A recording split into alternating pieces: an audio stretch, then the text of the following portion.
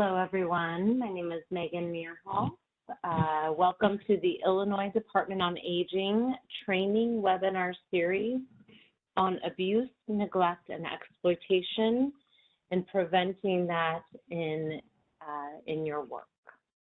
This series has been developed for employees of agencies contracted with the state of Illinois to deliver community care services so that you may learn about abuse, neglect, and exploitation.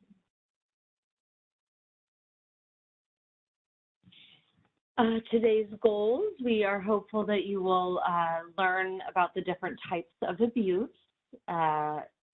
identify how boundaries and demeanor will affect your work, discuss accepting gifts from a participant, loans, handling money, learn about how your attitude, stress, and burnout will affect your work, define your role as a mandated reporter, and discuss when to contact a supervisor and when to contact Adult Protective Services.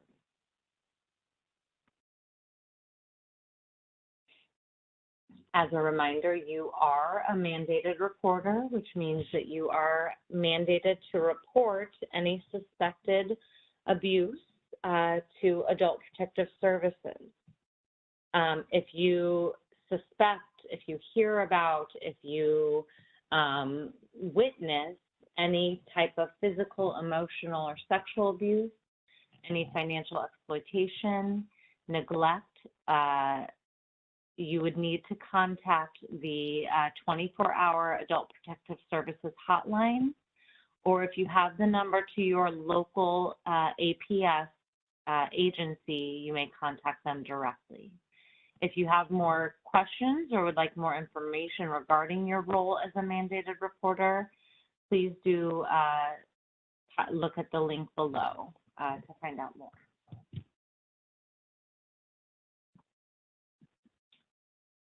So first, we're going to talk about the different types of abuse. Physical abuse would be causing the infliction of physical pain or injury.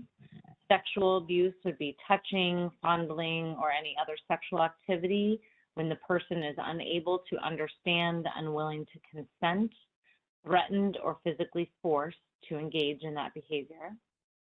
Emotional abuse would be verbal assaults, threats of abuse, harassment, intimidation, so as to compel the person to engage in conduct from which he or she has a right to abstain or refrain from contact which the older person has the right to engage. Confinement would be restraining or isolating a person for other than medical reasons.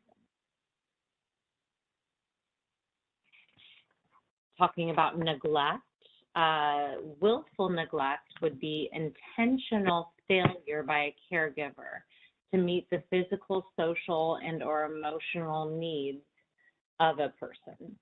The needed assistance may be, but is not limited to medication, medical care, supervision, food, therapeutic devices, or other physical assistance.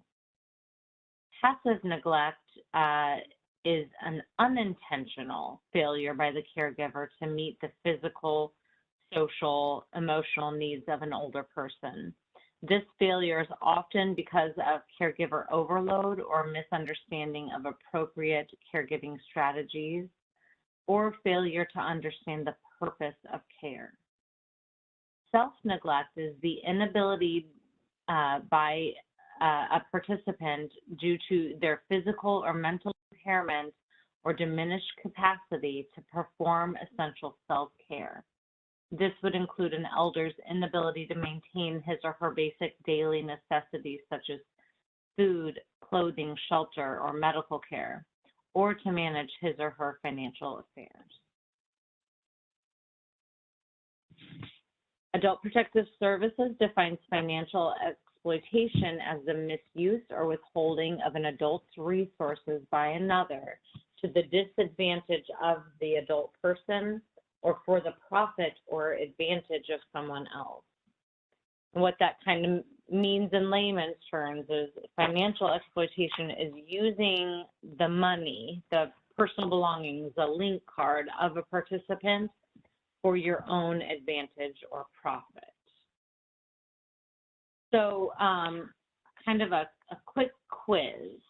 Let's say a participant gives their debit card to an in-home worker for grocery shopping. The in-home worker purchases all the items for the participants, but then realizes that he or she forgot a few items for themselves that they were also shopping for. It's only 3 items. What should you do? A, purchase the items and pay the participant back. B, purchase items and do not tell the participant, plan to bring them money tomorrow. C, purchase the items, do not tell the participant, you get their mail anyway, so they're not going to see their bank statement. Or D, do not purchase the items. You should buy them on your own time with your own money.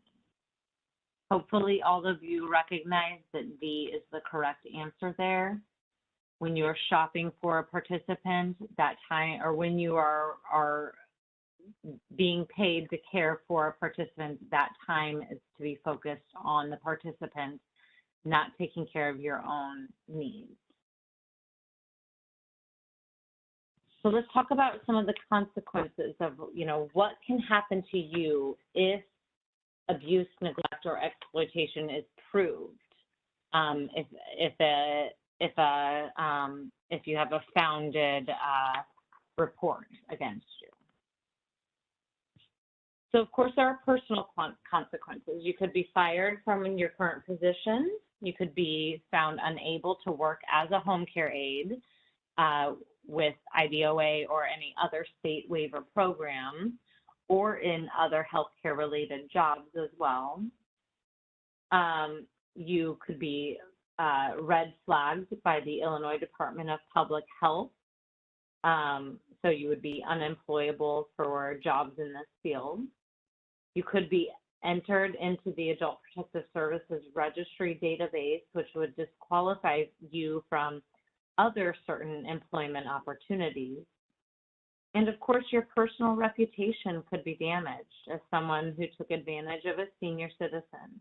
You will need to explain this dismissal during future job interviews as well.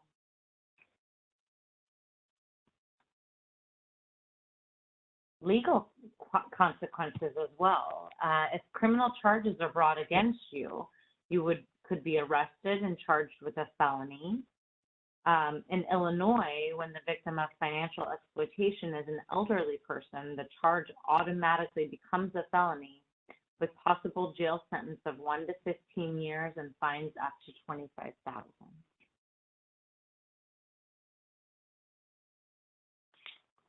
So let's talk more about financial exploitation. And in doing so, we kind of need to start with boundaries. Boundaries are lines that can be real or imaginary that set limits or have consequences for being crossed. For example, there are boundaries on property, sports fields, and even in relationships. Boundaries in relationships are usually set up for safe interaction. Remember, in a work relationship, these would be called professional boundaries. And in your job as a home care aide or working with our participants, you are the professional in the relationship with the participant. You are responsible for maintaining the boundaries and providing professional service.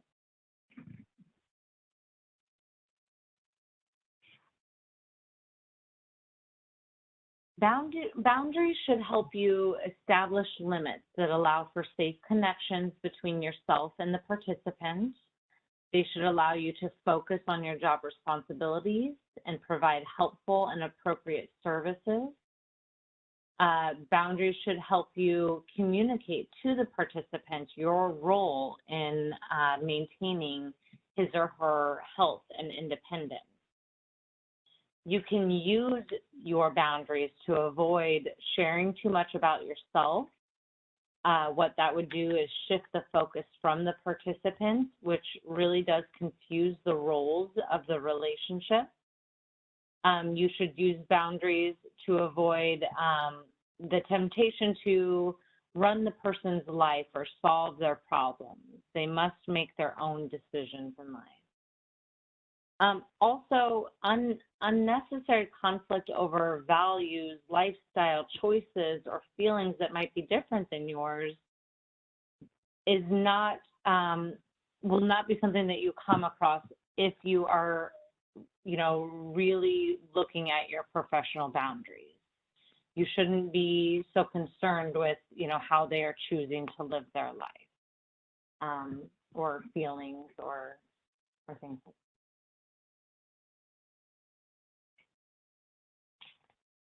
that. Do remember that your relationship with the participant is professional, not social. So it may be tempting to talk with the participant about your personal life, your problems. But as a result, the participant may take on your worries as well as their own, which may make them feel obligated to help. Becoming close with a family, close with or family to a participant is going to lead to extra stress on your role in providing care. It may also lead you to act in ways that you normally would not in a professional situation.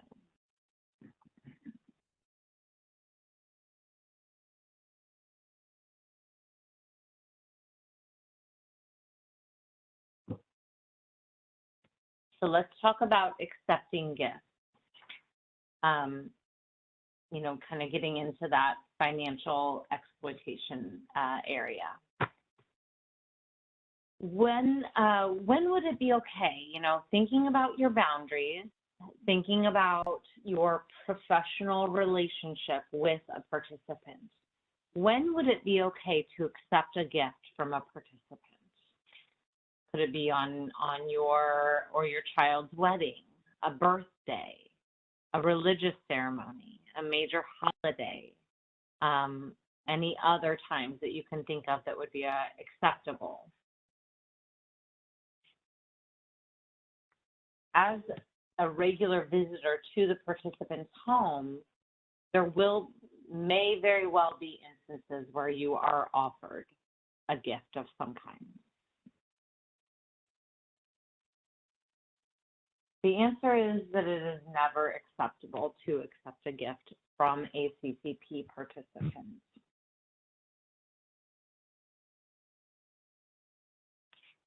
Giving or receiving gifts can blur the line between a personal relationship and a professional one. Accepting a gift from a participant could be interpreted as fraud or theft by another person, a family member, or even the participant at a later time.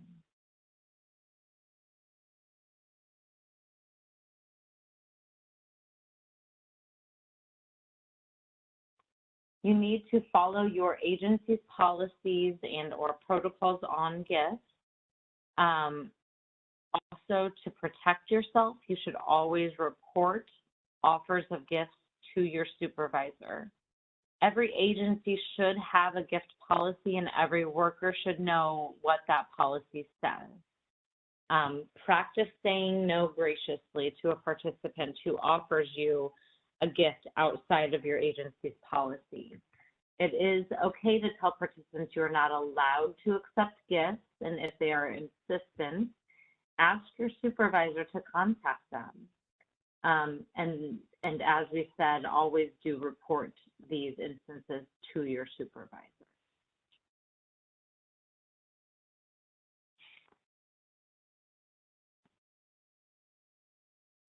But what if?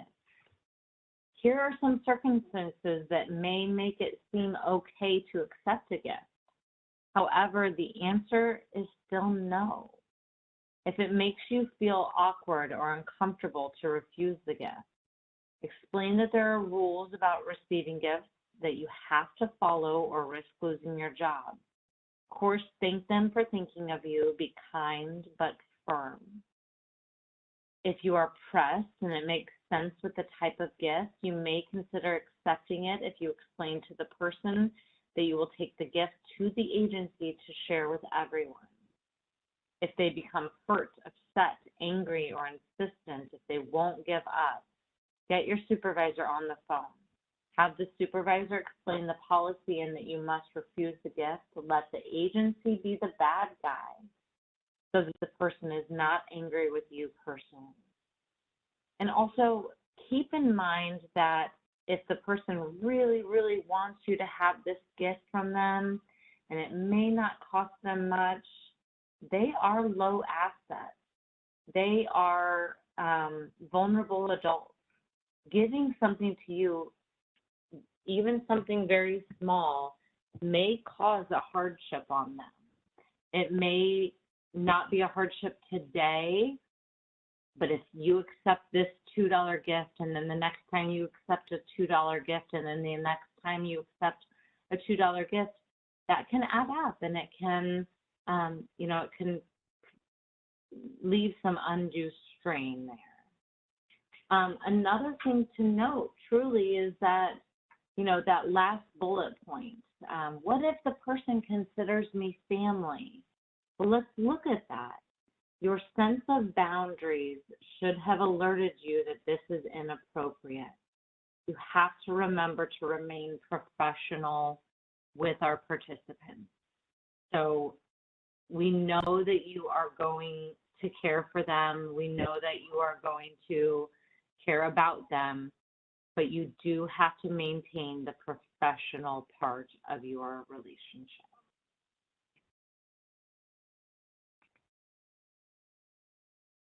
Let's talk about favors and loans. So remember that stepping outside of your assigned duties or asking to borrow money are examples of exploitation. As a home care aide, you have a specific agreement which outlines the tasks you are to complete. You should not be completing tasks that are outside the approved plan of care. That would include additional chores around the house or running extra errands for the participants. They should not offer you extra money or gifts for extra work, and you should never ask for or accept extra money or gifts for doing extra work. You also should not recommend family or friends to do projects, chores, or jobs for a participant. For an example, you should not offer to babysit on the side for a participant's grandchild. You should not recommend your cousin to do work on a participant's car. Instances such as these can lead to a liability issue and or accusations of exploitation. What if something went wrong with the car and they thought that you had, purposely set them up just to get money? What if someone didn't agree with the amount that you were being paid for the babysitting? There's a lot of what ifs that can come up that you need to just stay away from so that they do not become an issue for you. Never borrow money or accept an offer of a loan from a participant. You might have every intention of paying it back in full, but then something happens and you are unable to. A participant might change his or her mind or become confused over the details of even a very straightforward agreement. Even signed repayment notes or IOUs do not make a difference in this. A family member might interpret any loan as theft or fraud and turn you into your employer, Adult Protective Services, or even call the police.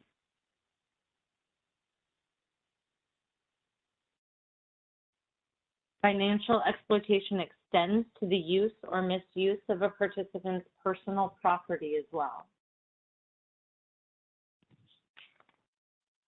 It is not okay to borrow something from a participant's home, even with the intention of returning it. For example, borrowing a piece of jewelry for one night and then bringing it back. It is not okay to take something that you know is never used. Those pots and pans that are, sitting on a shelf and never used, when you know that they could definitely be used at your home.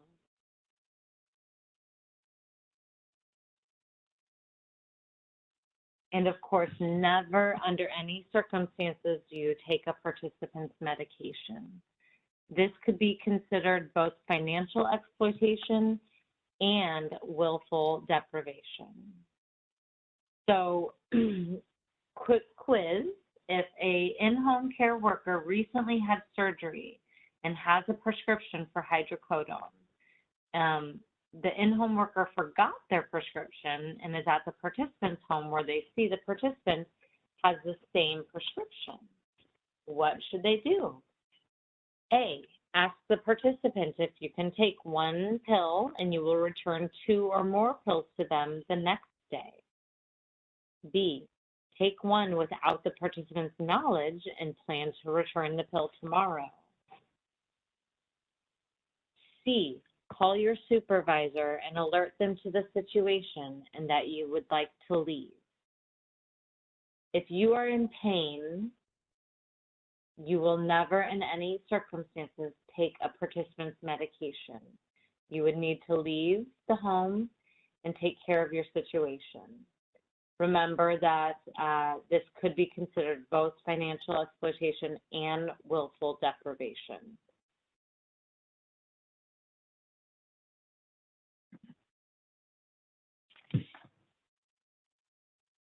It is also best practice not to buy items from a participant or their family. You should not sell items to a participant or their family. Even if everyone agrees to what seems like a fair price, the participant may change his or her mind or become confused over the details again.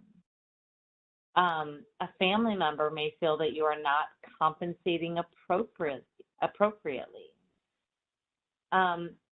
Even though a participant may have a car or a kitchen table or a bedroom set that you could really use and that you are willing to pay for, the type of professional caregiving relationship that you have with the individual could make him or her feel obligated or even forced to make this deal with you. That is financial exploitation.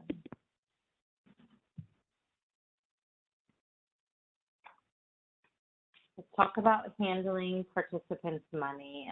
It is very important to follow policy and accurately document each and every time you handle a participant's money.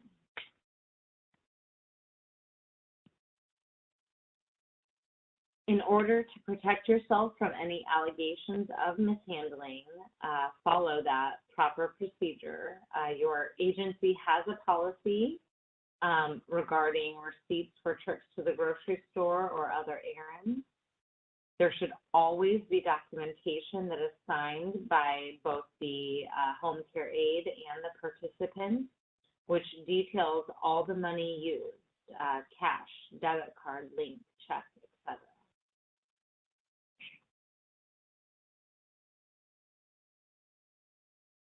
Obviously, it is never okay to take the participant's money for your personal use, or even to add on a couple of items for yourself when at the store.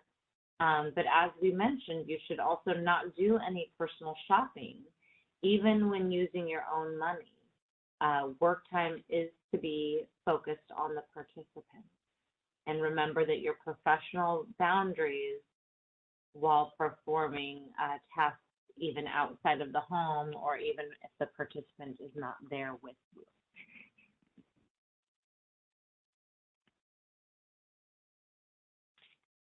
Banking and bill pay, it is never your responsibility to assist a participant with banking or paying bills. You may assist them with opening their mail. You may assist them, with reading a bill that has come through, but you are not telling them, you know, what to make the check out for. You are not, you know, telling them, oh, you have this much money, or this much money is you know, this much is going on. You don't forget to pay your water bill this month. You haven't done that. You should, of course, tell your supervisor if the participant is having concerns with banking, insurance, financial, or legal documentation. Some areas of the state may have programs that can assist them with these issues, or they may, the case manager, the care coordinator may be able to set them up with their bank to provide assistance with some of this. Again, though, that is not your responsibility as a home care aide. You should not be involved in that. It is okay for you to drive a participant to an ATM or banking facility as long as it is part of the plan of care. It is okay for you to open, sort, and read mail when the participant asks, and it is on the plan of care, but it is not okay to give advice or tell them how to respond. Just remember, again, do not cross those professional boundaries by getting involved with a participant's personal finance.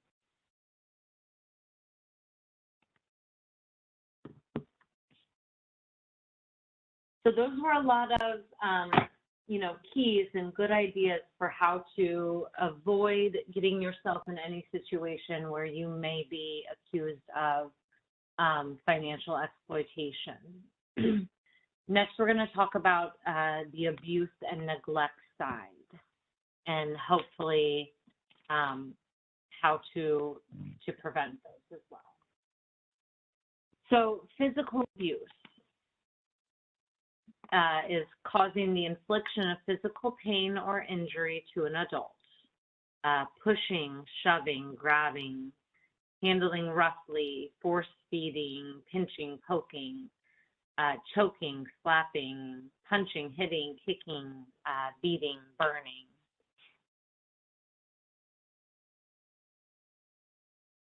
Remember that frustration with someone is never a reason to push or hurry him along. Anger is no excuse to lash out. If a participant is striking out at you, leave immediately and contact your supervisor. Do not retaliate. The quick quiz: if a participant shoves you out of anger and frustration, what should you do? A, shove the participant back. B, physically restrain the participant. C, leave and call your supervisor. And of course, the answer there would be C, leave and contact your supervisor. Sexual abuse. When the adult is unable to understand, unwilling to consent, or threatened, physically forced to engage in sexual activity or assault, touching the abuser sexually, viewing of pornographic or sexual materials, or unwanted sexual attention. Quick quiz. The in-home worker arrives at the participant's home and the client's son is nude when leaving the client's bedroom. The in-home worker walks in and finds the client extremely distraught and half-dressed. What should you do?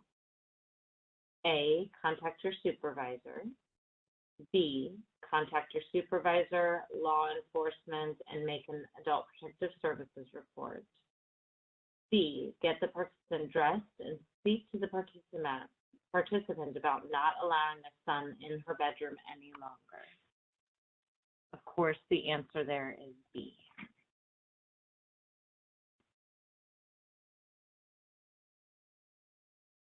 Emotional abuse. This could be using verbal assault, threats of abuse, harassment, or intimidation, use of harsh tones, swearing, insulting, humiliating, name-calling, treating as a child, interrupting, or being overly critical, threatening with violence against the participants, participants' loved ones, or even pets, being threatened with institutionalization, guardianship, abandonment, or eviction. Things like, if you don't like how I do it, then I won't be your caregiver anymore, and you'll end up in a nursing home. Talking of the victim as a burden, talking of the victim's death, threatening to release personal, private information about the participant, such as medical or financial information or documents. Quick quiz. Your participant constantly complains about the way you clean the home and cook. How do you react? A, tell the participant if it weren't for you, they'd be in a long-term care facility. B, tell the participant that they would be alone and not have any visitors if it weren't for you coming to their home. C, ask them politely not to speak that way to you and alert your supervisor to the situation. Of course, the correct answer there is C.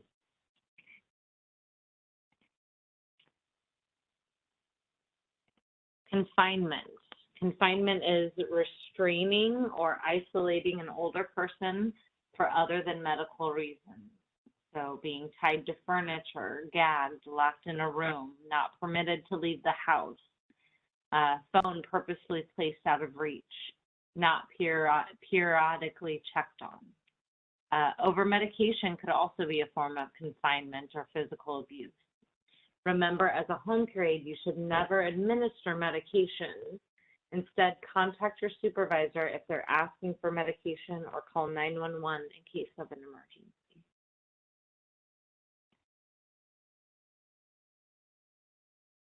Neglect. Neglect includes living in grossly unsanitary conditions, suffering from an untreated illness, disease, or injury, suffering from malnutrition that without an intervention, the adult's physical or mental health is likely to be severely affected, or creating a hazardous situation that will likely cause serious harm to the adult or others, or cause substantial damage to or loss of assets.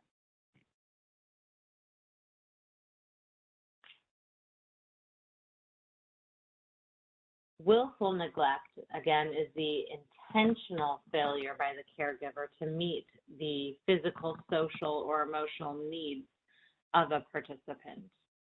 The needed assistance may be, but is not limited to medication, medical care, supervision, food, therapeutic devices, or other physical assistance. Oftentimes, willful neglect is a punishment for behaviors, such as taking away a participant's transfer device or access to the bathroom because they keep having accidents.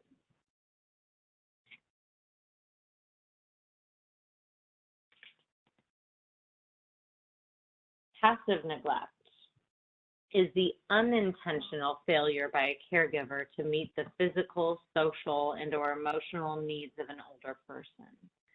This failure is often because of caregiver overload or a misunderstanding of appropriate caregiving strategies, or a failure to understand the purpose of care.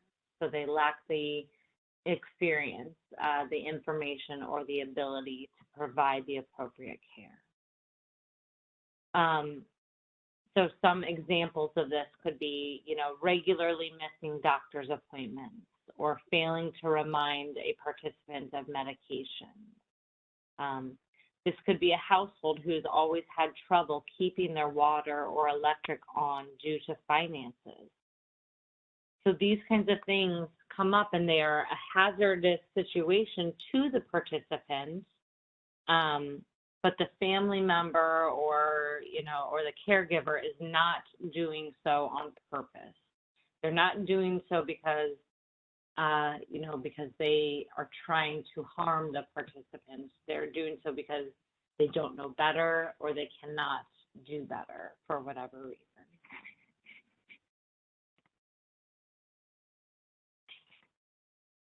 Self-neglect. Self-neglect is the inability due to physical or mental impairment or diminished capacity to perform essential self-care. This would include an elder's inability to maintain his or her basic daily necessities such as food, clothing, shelter, or medical care, or to manage his or her financial affairs. Remember, this is not the same as an individual whose lifestyle choices differ from ours, i.e. one who prefers to live in a hoarding situation, or a person who chooses not to take their own medications that will prolong their life. If they have the capacity to make those choices, then that is not considered self-neglect. But if they are not able to make those choices for whatever reason, then that could be a self-neglect issue. So things that we can do to help prevent the abuse and neglect that might come in, from us, that might come from our caregiving situation. So one thing is to follow the plan of care. The plan of care was developed to meet the needs of the participants and to keep the participants safe. If you do not follow the details on the person-centered plan of care, this could be considered neglect or even abuse. If the participant does not agree with the decision that is made on the plan of care, they do need to contact the CCU to discuss.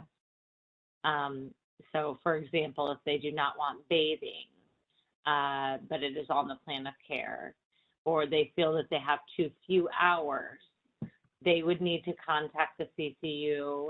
They could file an appeal, or they could discuss with their care coordinator about changing the plan of care. If you do not feel the plan of care can be safely followed, for example, the participant is a total list, the participant does not seem to be, you do not think a safe plan of care can be instituted, then you would need to contact your supervisor, who must contact the CCU to discuss these safety concerns.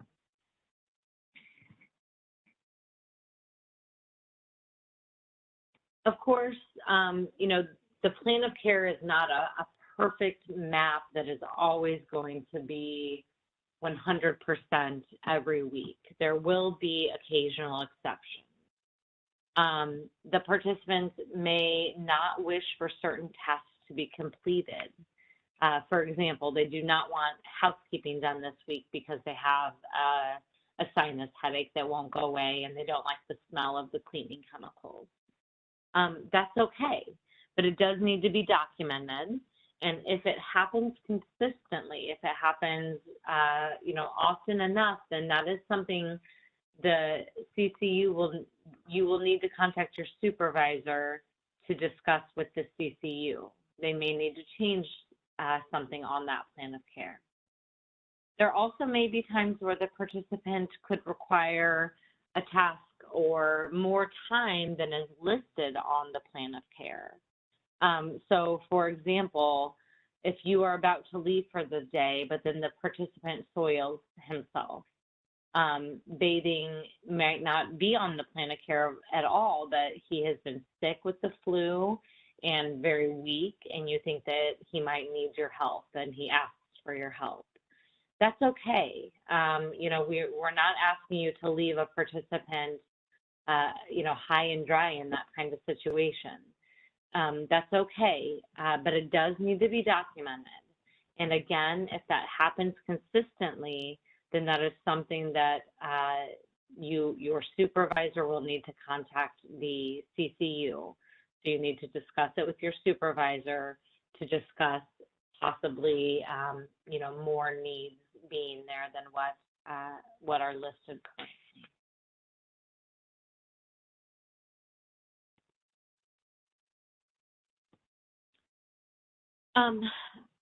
Again, though, we do want you to follow that plan of care. It was developed to meet the needs of the participant, to help keep them safe and healthy and happy in their home.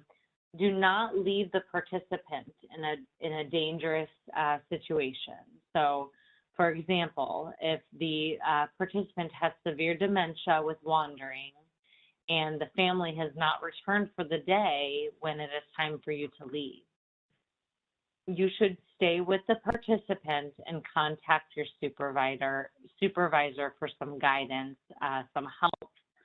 Hopefully someone else can come out and stay with that participant while this is getting taken care of.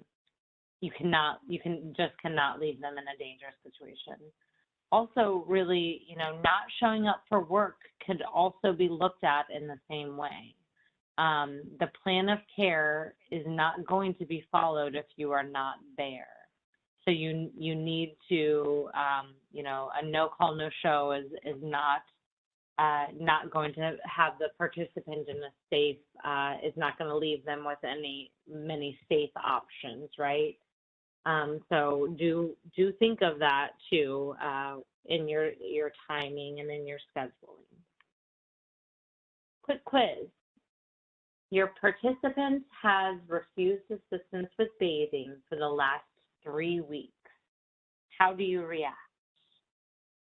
A, explain that it is on the plan of care and that they are required to have bathing. B, sign off as though you've helped them complete the bathing task because they seem clean enough to you. Or C, encourage them to let you assist with the task.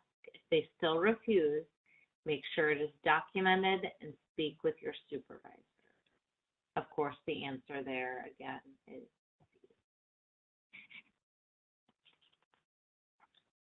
So let's talk about some of the ways, other ways that we can help prevent abuse, neglect, and exploitation. And one of those is by keeping a professional demeanor. Demeanor includes appearance, tone of voice, volume, speech patterns, body language, and more. Your professional demeanor affects how others perceive you. Personal and professional demeanor for all of us might be different. One thing to remember is that participants might be frightened or confused by loud voices or fast talk. Always, of course, stay away from discussion of politics or religion. Off-color jokes, racial slurs, profanity are never appropriate. Pay attention to your body language and facial expression.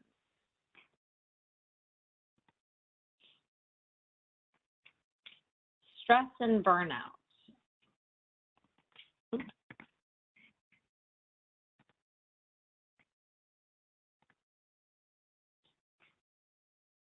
Providing regular care to at-risk seniors can be very rewarding. However, the day-to-day responsibilities and sometimes demanding work can end up taking a toll on both your body and your mind, causing stress and burnout. People who are burned out may experience fatigue, stress, anxiety, and depression. It's not always possible to avoid situations that cause stress. As a result, you can begin to feel overwhelmed and unable to cope. When ignored, stress can lead to irritability that may lead to abuse and neglect.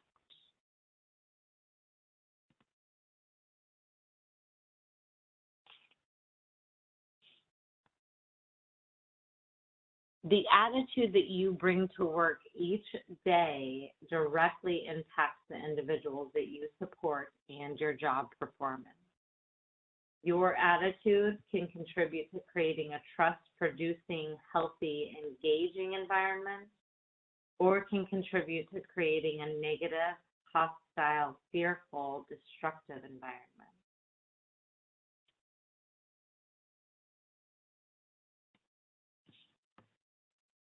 So it's time for some self-reflection, or, if you are doing this with others, maybe a group discussion. Think about things that affect your attitude. Think about how your attitude can make you physically feel and act. Think about things that you can do to improve your attitude. So what are some good examples of how you feel when you have a good attitude? How does that make you feel? What are some things that can happen in your life that might cause you to have a bad attitude at work? What are some examples of how you feel when you have a bad attitude? How does a bad attitude physically affect you, physically make you feel? And what are some things that you personally can do either before work or after work to help you have a better attitude at work? What are some things you can do during work that can help keep your emotions in check and help your attitude stay positive?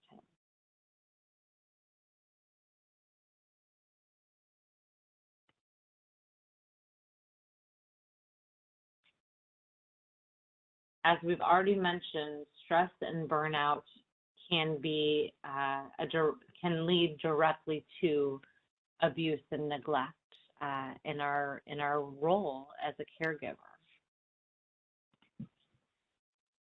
So make sure that you are recognizing and accepting your potential for stress and burnout. Know you have limits. We all do. And do a reality check of your personal situation. You can try to develop new tools for coping. Remember to accentuate the positive. Lighten up when you can. Laugh when you can. Use humor to deal with everyday stresses. Stay healthy by eating right and getting plenty of exercise and sleep. Stop smoking. Of course, accept that there are events you cannot control. Accept your feelings.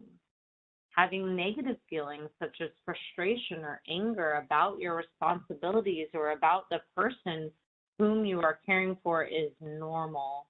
It does not mean that you are a bad person.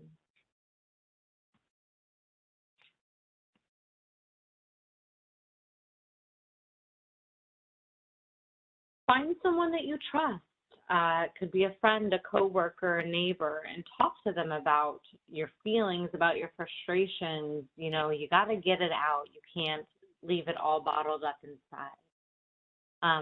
Set aside time for yourself, even if it's just an hour or two. This should happen in small ways, like a phone call to a friend, meditation, a nice bath with candles, a walk. And sometimes it can happen in big ways, like a night out with friends or even a vacation. Remember, taking care of yourself is not a luxury, it is a necessity. Also remember, you can talk to a professional. Therapists, social workers, clergy members are all trained to help counsel individuals who are dealing with a wide range of physical and emotional issues.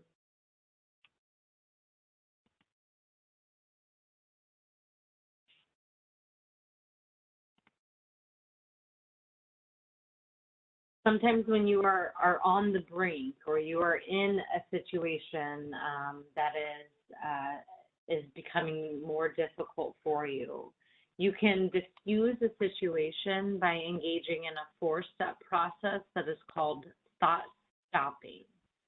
The four steps are stop what you're doing, think about it, think about how severe it is or not severe, relax, so take those deep breaths, walk away, walk to another room, and reconsider. So assess the situation and determine what is the best way to diffuse. So stop, think, relax, and reconsider. Abuse situations are sometimes the result of a series of actions and reactions that escalate. The chain of events is often preventable. Sometimes our participants do things that frustrate us. It is never our job to punish them for behavior. We can sometimes prevent abuse by putting ourselves in the shoes of the participants, looking at our own actions and knowing ourselves and our limits.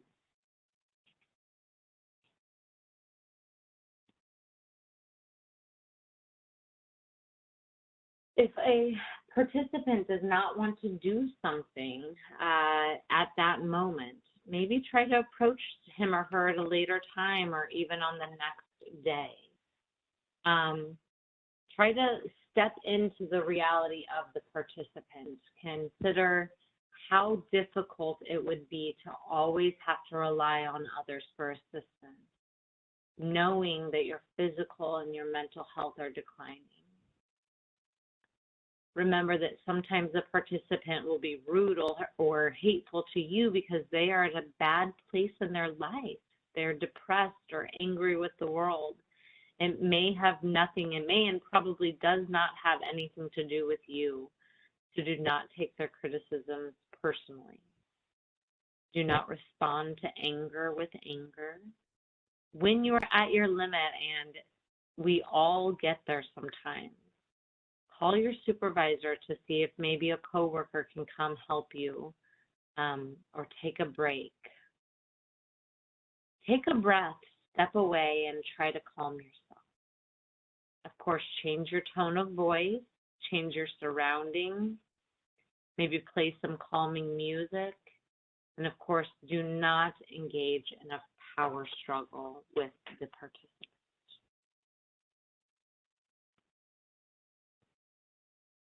Sometimes you may have to ask yourself these tough questions. Do you feel so tired and stressed that you cannot meet the needs of the participant? Do you sometimes feel that you must yell or be rough to accomplish a task? Do you find it difficult to manage your anger?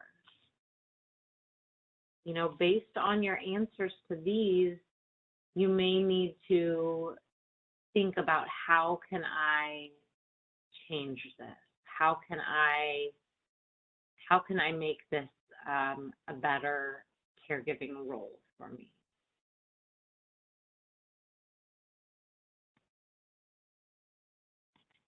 Remember, it's never your job to punish or control an individual. Punishment and control leads to a power struggle, and everyone loses in a power struggle.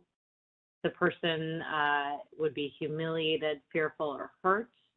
Other people may become afraid. You may lose control. The environment would become negative, hostile, and fearful for everyone.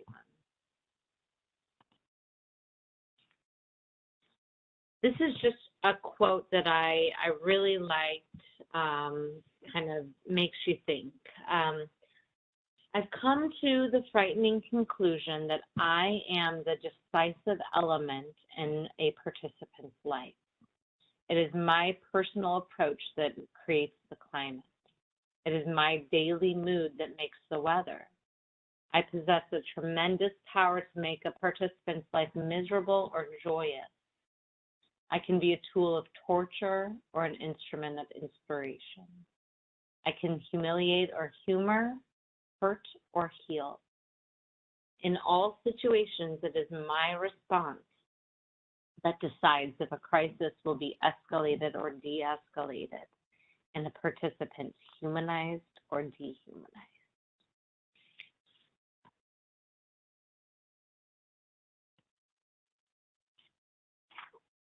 Please remember, you can always contact your supervisor. If you ever feel that you may do something on the job because of stress, money, family, or personal issues, anger, if you are concerned about these, please contact your supervisor.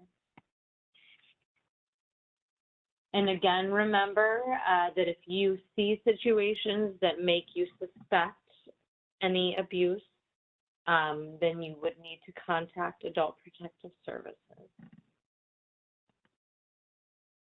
Thank you for being a part of the Abuse, Neglect, and Exploitation webinar today, the training.